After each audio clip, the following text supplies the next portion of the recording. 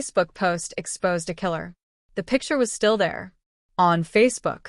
A lifeless body lying on the floor of a small Miami townhouse, captured in cold stillness. Above it, words that made the world freeze.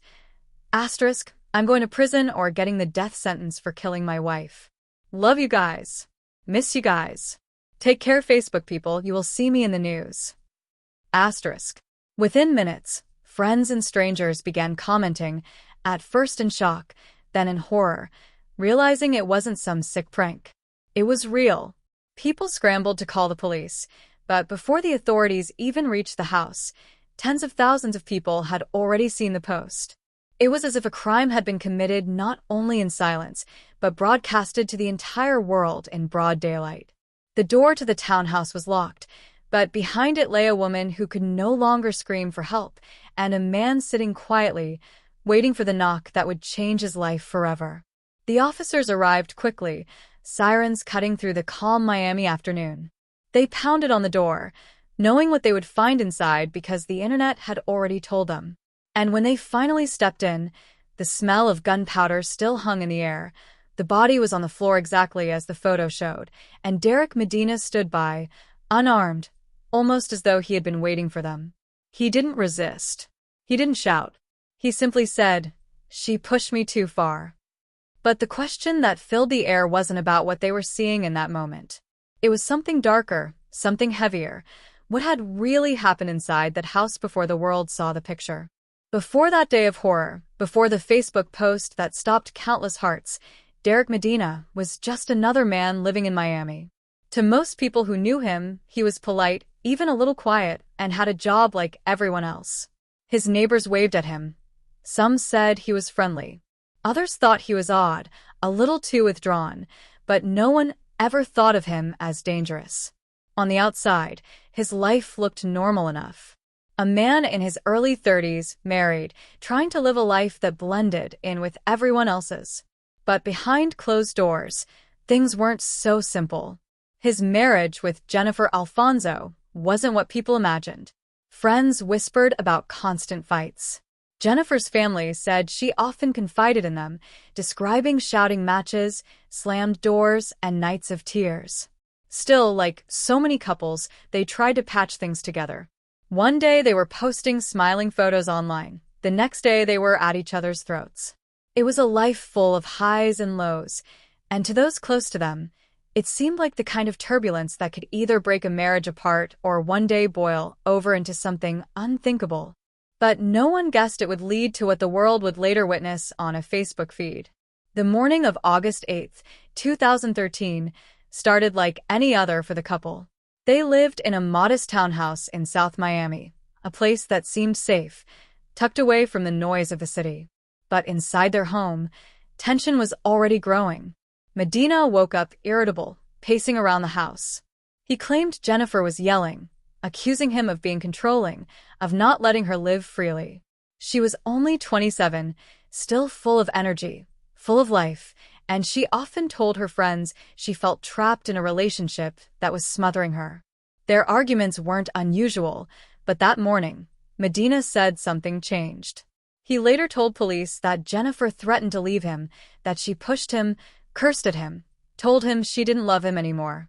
Whether those words were real or just imagined through his anger, only two people truly knew. But only one of them would live to tell the story.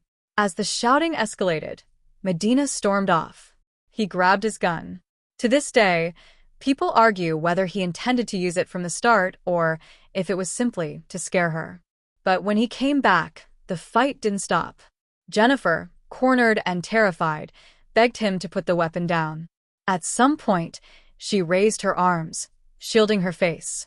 The trigger was pulled. The sound of the shot echoed through the townhouse, bouncing off the walls. The neighbors later said they thought they heard a loud bang, but no one rushed over. No one expected what had just happened.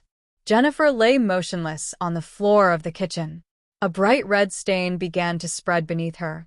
Medina stood over her, breathing hard, the weight of his action already pressing down on him. But instead of calling 911, instead of trying to save her or even fleeing in panic, Medina did something no one could have predicted. He pulled out his phone, opened Facebook, and snapped a photo.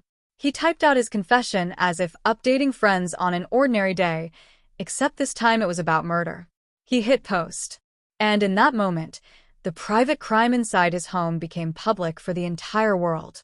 Friends who had once seen smiling selfies of the couple were now staring at Jennifer's lifeless body on their screens. The internet lit up with panic. Calls flooded into the police station. "Check Facebook," callers urged. "This man has killed his wife." Back inside the townhouse, the silence was unbearable. The air hung heavy. Medina sat down, staring at what he had done. Did he regret it? Did he feel relief? No one really knows. But what is certain is that he stayed. He waited. The pounding on the door grew louder, the voices outside clearer. Police shouted warnings, prepared to break down the entrance. Medina finally walked out, surrendering himself without a fight. The photo was still spreading across the internet. Friends were crying, strangers were horrified, and Jennifer's family was only just beginning to receive the calls that would change their lives forever. The officers stepped into the house, their boots crunching on the tile floor. One by one, they froze as they looked at the kitchen. The photo had told them what to expect, but the reality was far worse. Jennifer Alfonso lay in the exact position the world had seen online. For them, the crime scene was no longer just another case. It was a haunting reminder of how technology had blurred the line between private sin and public horror. And yet, as the news broke and spread across televisions and computer screens, one question burned hotter than the rest. What kind of man kills his wife, then confesses not to police, not to family, but to the world, with the click of a button? The answer wasn't simple. And as police led Derek Medina away in handcuffs, Jennifer's family arrived, wailing in grief, seeing the flashing lights outside the home she'd once called safe. Neighbors gathered on the sidewalks, whispering in disbelief. Reporters rushed to the scene. The Facebook post was already viral, impossible to erase. But that wasn't the end. Inside the evidence room, detectives began piecing together Medina's motives, searching through texts, calls, and witness statements. And in doing so, they discovered that this crime was more than just a sudden burst of anger. It was the final eruption of a storm that had been building for years. That storm was about to be revealed to the world, and with it, secrets darker than anyone could have imagined. And then, just as police were sealing off the scene, a scream came from the back of the townhouse.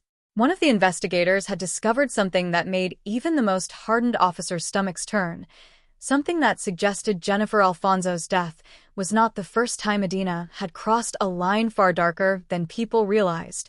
The scream rang out sharp and sudden, slicing through the low murmur of radios and the shuffle of officers moving through the townhouse. Everyone froze. For a moment, even the flashing red and blue lights outside seemed to pause. Then the voice of the officer who had screamed broke the silence. "Back here. You need to see this." The detectives rushed toward the back of the house.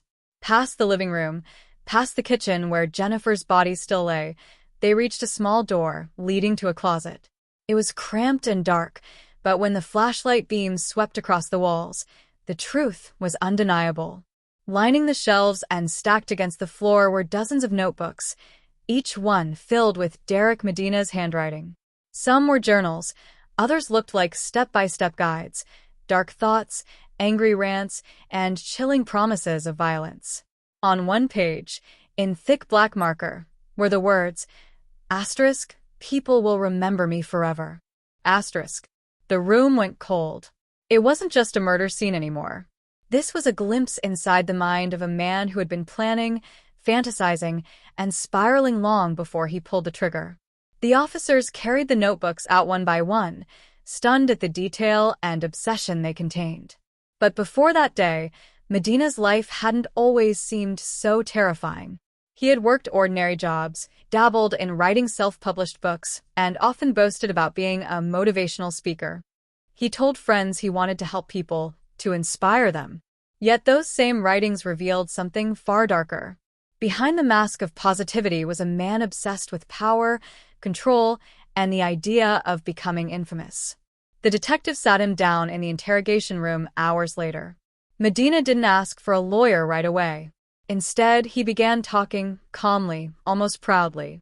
He described the argument with Jennifer, claiming she had been abusive, claiming she had pushed him to the edge.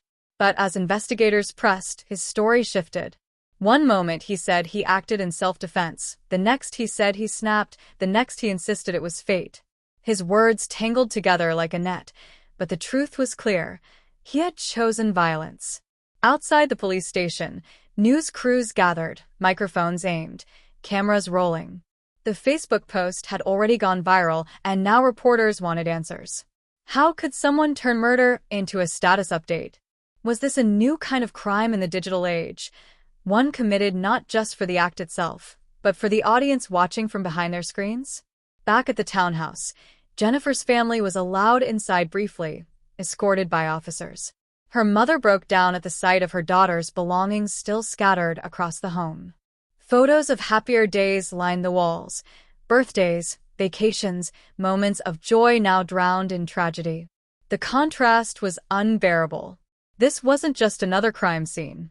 This was the end of a young woman's life, and the start of a story that would haunt everyone who had ever loved her. In the weeks that followed, the case exploded in courtrooms and headlines.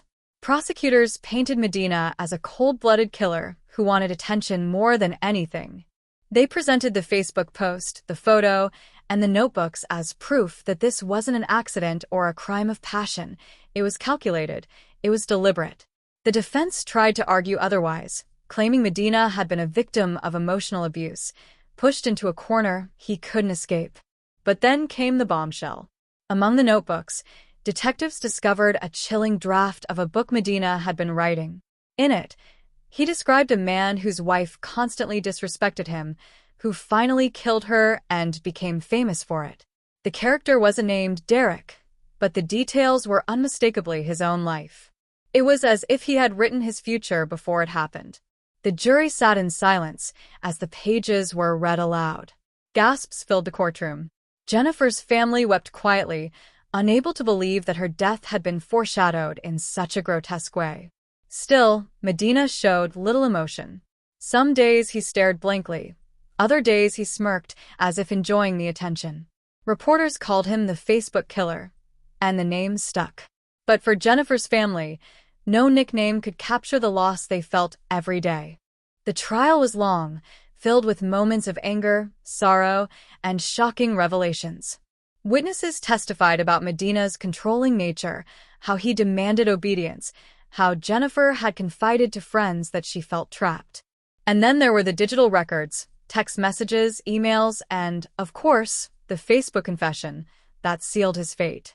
Yet even as the trial neared its end, something unexpected happened. A witness came forward claiming Medina had bragged years earlier that if he ever killed someone, he'd make sure the world knew about it instantly. "I'll be famous overnight," he had allegedly said. "No one will forget me." The prosecution seized on this. It was the final puzzle piece, the final proof that this wasn't about love or fear, it was about ego. As the jury deliberated, Jennifer's mother sat clutching her daughter's photo. Hours passed. Then the verdict came back. The foreman stood, cleared his throat, and delivered the words everyone had been waiting for. But just before the sentence was read, a loud bang echoed in the courtroom. A chair had crashed to the ground as someone in the gallery fainted, overcome with the weight of it all. Gasps filled the room, and chaos rippled through the court. Officers rushed to steady the crowd, while Jennifer's family held each other tightly. And in that chaos, all eyes turned back to Derek Medina, who leaned back in his chair, a faint smile curling on his lips, as if he had gotten exactly what he always wanted, an audience.